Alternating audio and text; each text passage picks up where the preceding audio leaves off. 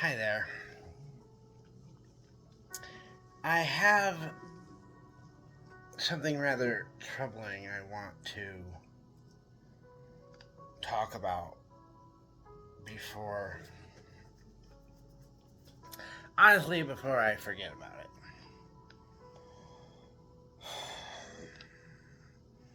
It's a rather disturbing symptom I've discovered that I have. Um,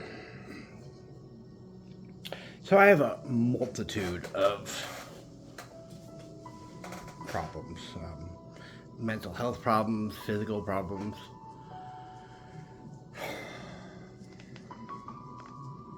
Um, so obviously I have complex PTSD, and it has, for me, it's developed into bipolar disorder, which is troubling enough, but that's understandable, or it's graspable. I can at least comprehend bipolar disorder.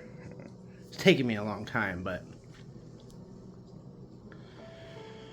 um, my other disturbing symptoms are I have tremendous difficulty eating and sleeping,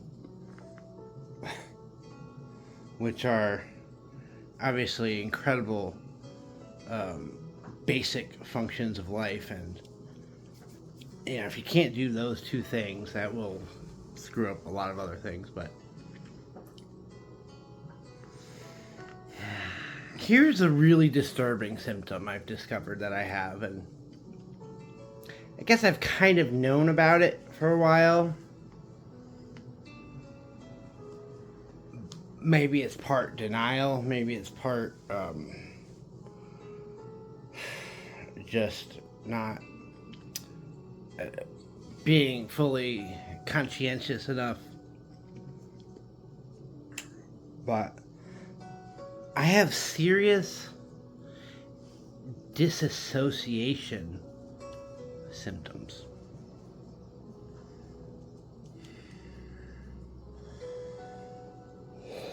Which is really quite terrifying. It's it's so terrifying that when I think about it, it's so troubling and disturbing that I frankly don't even want to address it or think about it,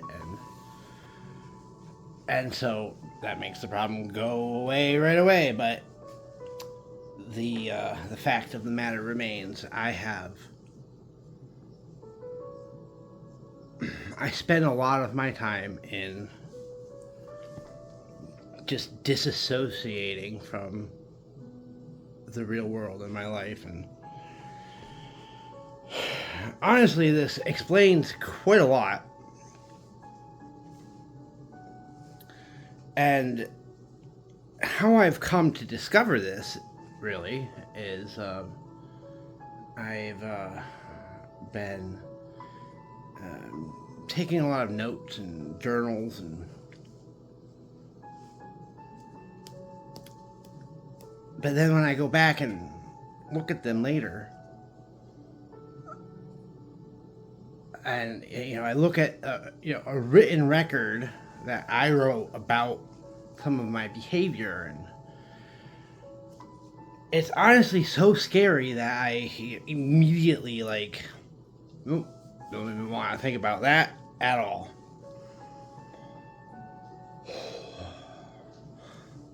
Let's dive into this a little bit deeper. Um, I don't know exactly how much of my time, per day or per week that I disassociate. Could be 25% of the time, could be 50% of the time. I'm not even really sure. So when I disassociate, I often can't even remember a lot of the activities that I do. And this isn't a memory problem, because I have a perfectly functioning memory. This is a trauma problem of some sort. It's some sort of, like, defense mechanism to deal with trauma and the pain and the suffering. And now, it's not as bad as DID, dissociative identity disorder. That's the classic multiple personality disorder that when people have like really extreme trauma, usually in their childhood, they their brain develops these different characters in order to just deal with, you know, how scary life is. So I don't have that one, because I think in that case sometimes they're not even aware of the different personalities or whatnot. I don't have multiple personalities, and it's not even that I can't, like, physically remember the stuff. It's that I guess I don't want to deal with it. I don't even want to think about it. And so, poof, just it disappears from my consciousness. And if it wasn't for my journals and records, I wouldn't even be aware. Which, that's the thing that really scares me, and that's what makes this tremendously dangerous for me. Because I spend virtually all of my time alone, and I mean, it's like similar to like blacking out, and I'm just not even aware of, like, later being aware of what I was doing.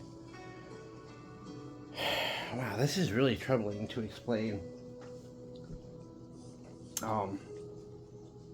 Now, I want to be clear. I don't do anything like really dangerous. I don't do anything illegal. You know, I don't hurt people, or I don't commit crimes that I know of. I mean, I don't really know the extent of this. Like, I can't account for all of the things I did last week, because a good portion of my time is spent disassociating from my reality. And, you know, it's clearly a defense mechanism of some kind that, you know, it's obviously not beneficial. It's not particularly helping me. It's not something that I choose to do, of course. It's and, you know, as tomorrow, I'm not even going to want to think of this issue, which, that's what makes this symptom so freaking terrifying. And I wouldn't even be aware of it if, like, and it's only the last, like, couple of months that I've really taken extensive, like journals and records of, like, some of the things I do. And so it's like as if I'm doing things, and, you know, I am conscious, but then I immediately, like, just block it out and forget about it. And that's really scary. It's like there's a second person living inside of me that takes over, so that way, you know, I don't have to deal with the suffering quite as much. But yet I don't have really any control over this other personality or this other. Oh my God. I don't even know how to explain this to somebody other than how I'm trying to explain it now. And I want more than anything to just forget about this and like pretend it's not real. But it is real. And it's a real symptom of all of the complex mental disorders that I have, which have fully reached the level of a rather critical and fatal disease. Like bipolar, for example. I wasn't born with it. It's something that I acquired through my environment. And it's a response to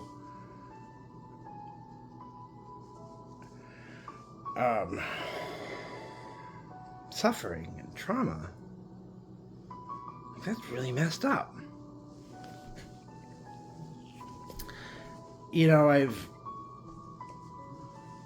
Here's another really difficult issue for me to accept and grapple with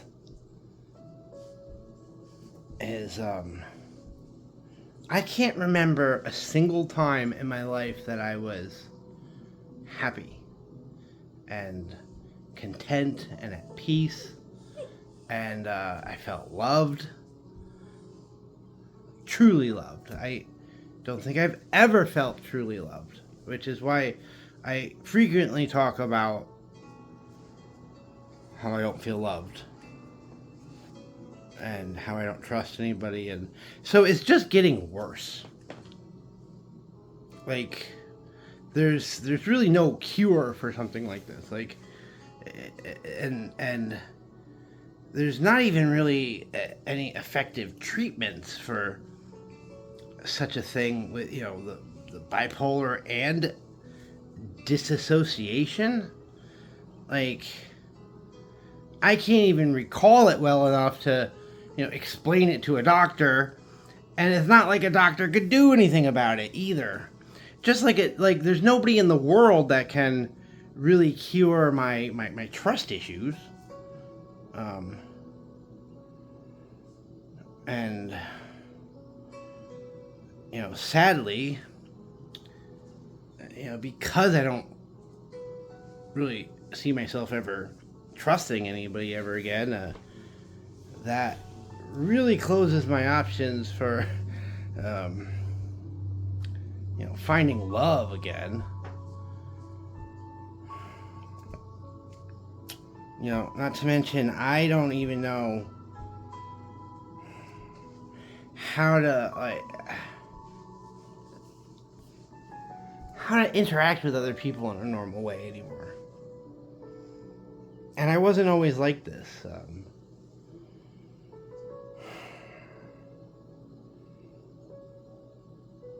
Well, it wasn't always this bad. But the really tragic, sad fact is, I do recall being tremendously disturbed as a child, which was, a really terrible start to life, because I never in my life have I got to feel normal. I was, severely screwed up at such a young age. And then here's another really weird fact, is that I wasn't even aware of how messed up I was until probably about 2013 or so, is when I really first discovered that I had severe childhood trauma. And it took me a long time to realize, how does something that happened so long ago have any impact? 30 years ago, how does that have an impact today? Well, it's a compounding, cumulative thing. If it never gets treated, and if it never gets better, and for me, it really just progressively got worse and worse. After high school, I went to college, which I was probably when I was most normal. But I do remember, like, when it came time to graduate college, I was deeply, deeply unhappy. And, of course, that led me to the decision to join the Marine Corps, which was probably the best thing I ever did, because now I'm a disabled veteran, at least, and have good benefits. This should be the happiest time of my life. I can do anything I want, but it's not, because I'm so severely disabled.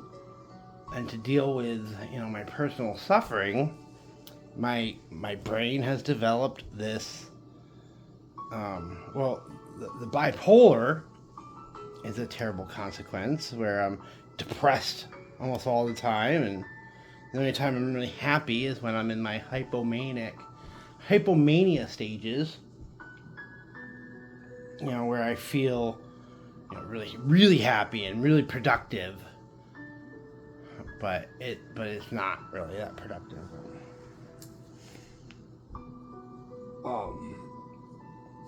And then, the disassociation is a way my brain has apparently,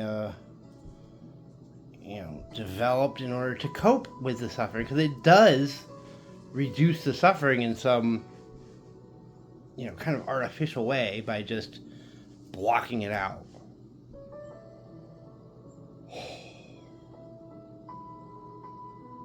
But the really scary thing is I often do things that not only can I not remember, but I have no control over.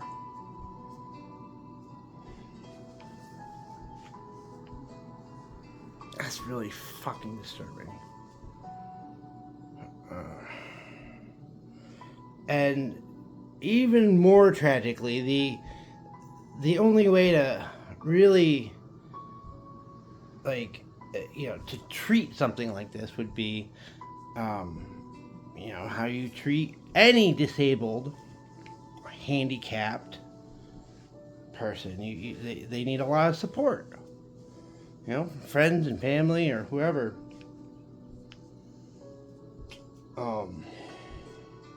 Ideally, like a family, a wife and children would be really, really helpful. That would reduce the symptoms of disassociation. But because now I live alone, and I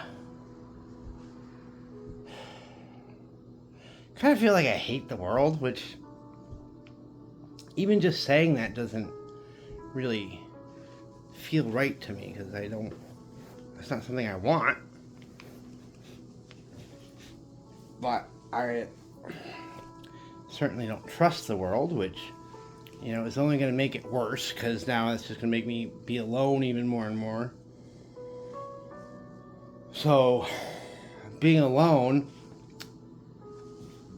allows this disassociating thing that I do to just run rampant. There's no one, observing me to potentially point it out or call it out or even witness it.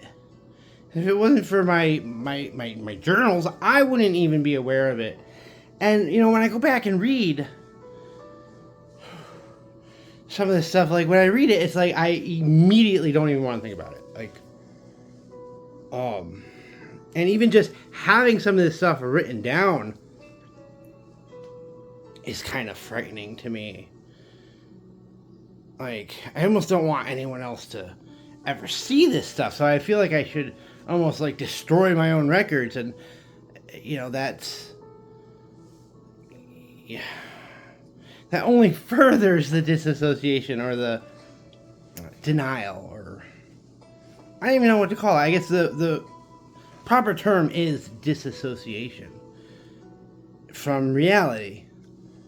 And I'm sure a lot of people do this, and I would imagine that a majority of people they may never become conscientious of it.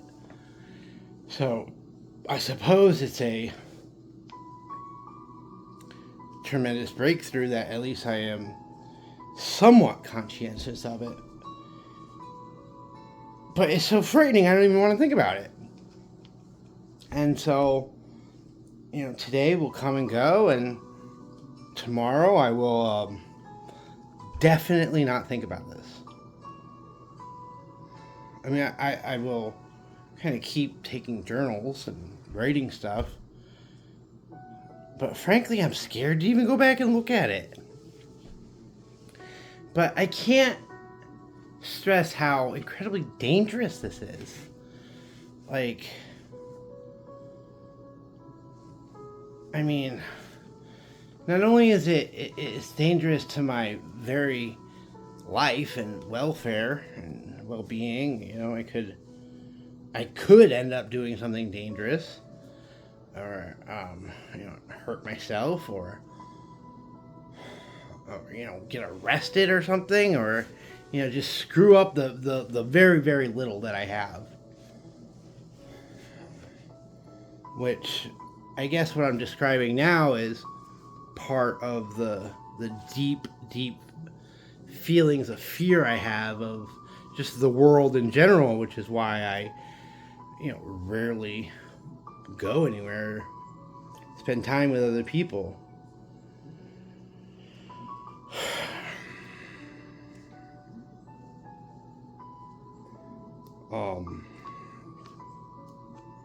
So anyways, the only reason I'm really addressing this right now is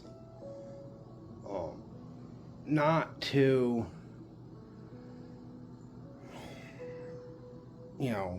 have a pity party for myself, but it's just to bring some awareness to the exact nature of what's wrong with me. If there is a hope of getting better,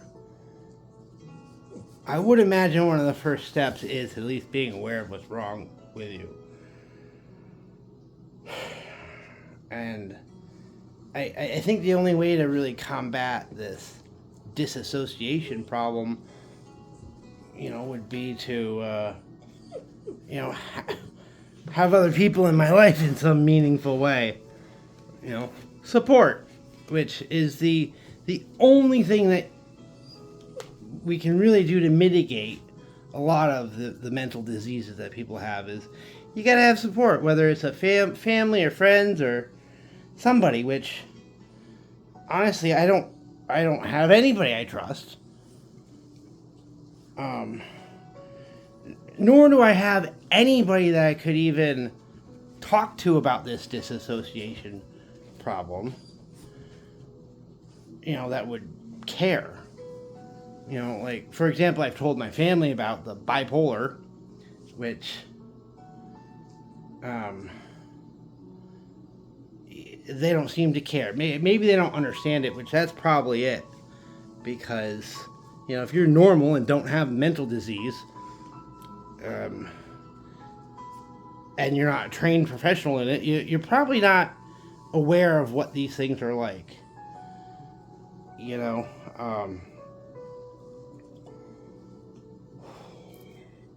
Like, for example, borderline personality disorder. I researched and learned about it, and boy, that's a terrifying one, and I'm quite happy I don't have that one. And, people that have that, it's not their fault. It's just like, it's not my fault that I was tremendously disturbed as a child, and it was never addressed, and it never got better. That's not my fault at all. If you had to assign blame, it would have been my caretakers that, failed to protect me. And, to this day, they're not even aware of how bad.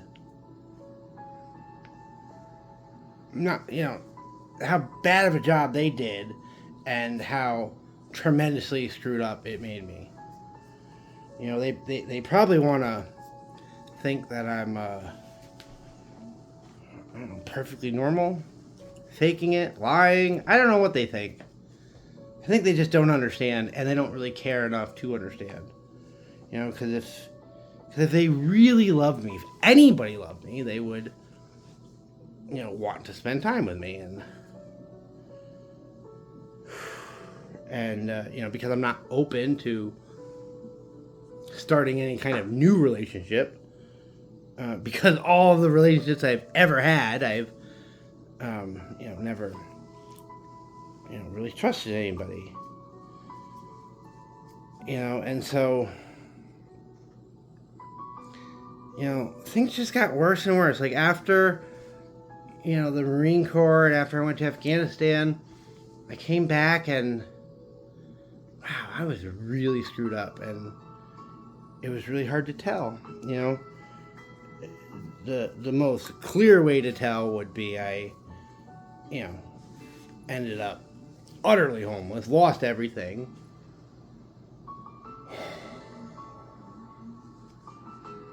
That's a pretty clear indication that something's wrong. And then, of course, the worst thing ever happened after that. I got myself involved in an abusive marriage, which, I mean, I was already screwed up,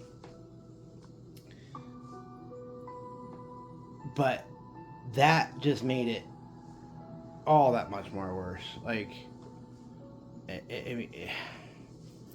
like I spent so much of my life living in just utter fear and confusion that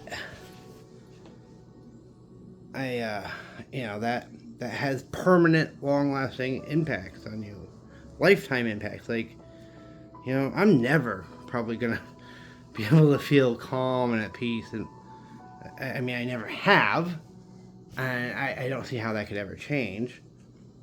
I mean, it could, but more than likely, you know, without any kind of stable, solid, loving support, this disease is going to kill me. And it could kill me at any time. It could kill me at any time.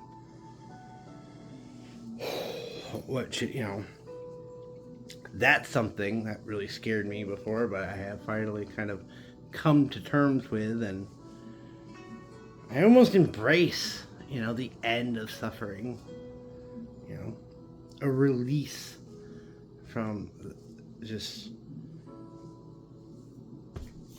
the constant suffering, you know, not being able to eat, not being able to sleep like a normal person.